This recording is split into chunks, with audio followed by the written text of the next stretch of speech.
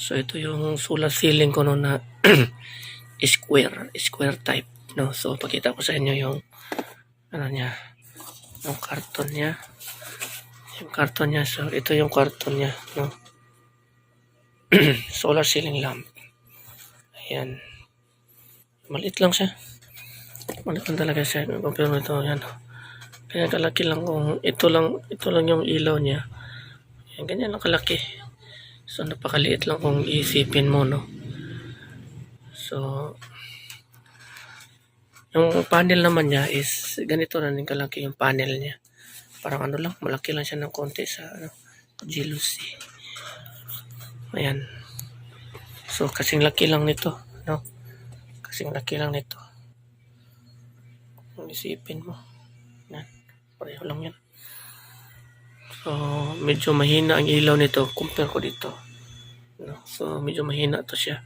Pero okay naman siya pag kargado talaga yung battery niya. Eh, maganda naman yung ilaw niya kahit paano no, lumiliwanag din naman. Eh, pang ano lang talaga siya kasi ano solar lang kasi ito battery. So maliliit lang yung ano niya, yung mga ano niya kay LED lang to mga liit na LED kasi for DC or DC lang talaga siya. So kung ano lang talaga pang bahay lang, kung sa kwarto mo, may nalagyan mo ng dalawa para mas maliwanag talaga. So kung i-compare ko no, kung bibili ka, yung circle talaga yung bibilin mo, yung circle kung gusto mo talaga bumili. Huwag tong square. Mas maganda yung circle type gaya nitong square type. Pareho lang siya pero mas magandang quality yan, mas malakas yung ilaw nun compare dito. No, so dito kung makabili ka ng mga ganitong klase mga solar, palitan mo talaga ng battery. Kasi ang mga battery talaga nito is picky talaga at hindi nagtatagal yan. Yung iba naman ito 5 to 6 hours or 6 hours lang talaga kinakaya nito, mataas na yung 7 hours no nito. So papalitan talaga ito ng battery. Ito namang isa hindi ko pa nasubukan kung ilan yan kasi bago pa yan. No, ito nasubukan ko na to pag na-charge talaga siya no, ng todo buong araw. 6 hours na siguro kaya niya no kasi nasubukan ko 6 hours lang talaga. Nakatulog ako tapos nagising ako mga alas 12. Nag-ilaw siya kasi automatic to siya Pag ganito nagkakarga siya, pag hindi na siya magkakarga, pag mapatay na yung blink niya, hindi na siya nagkakarga, automatic siya iilaw. Pag mag-charge na naman siya, automatic din siya mapatay. So battery lang niya papalitan mo nito. Ito kung titingnan mo itong ganito, magtagal talaga siya basta papalitan mo na yung battery. Yung battery lagyan mo ng BMS. Magtagal siya mga ganitong klase mga ano. So kung masira man ito, bili ka lang ng mga board na ganito, yung mga LED board niya. Mabibili rin naman yan sa Shopee. So mas okay na rin ito kahit papaano. For emergency lang talaga, lalo na sa mga bukid or sa mga hindi talaga inaabot ng kuryente. No, kahit papaano may ilaw. So merong mga legit na mga ganito, bumili na lang kayo ng mga legit. Yung mga 300 watts pero malaki talaga. Yun yung legit, hindi gaya nito na nasa 20,000, 30,000 tapos ang ibinigay sa'yo ganito lang kaliit. So scam po yun.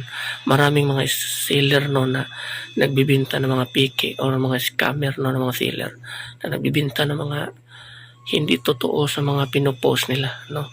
So pang ano lang yun. So napilitan akong bumili.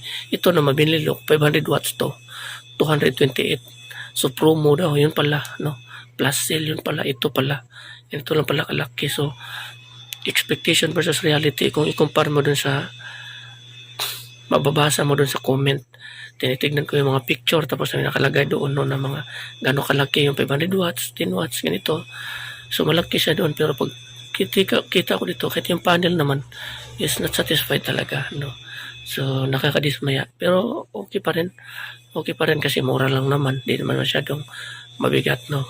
Kung makailaw rin naman, kakasave ka na rin sa kuryente. Lalo na ito, mas maganda talaga ito sa mga kwarto. Sa mga kwarto talaga ito siya, no? Kung doon sa labas ka, mga outdoor, sa mga terrace, maganda yung bibilhin mo yung mga floodlight o yung bulb na mga lalaki talagang bulb. Ito mga ganito, sa mga indoor lang talaga ito.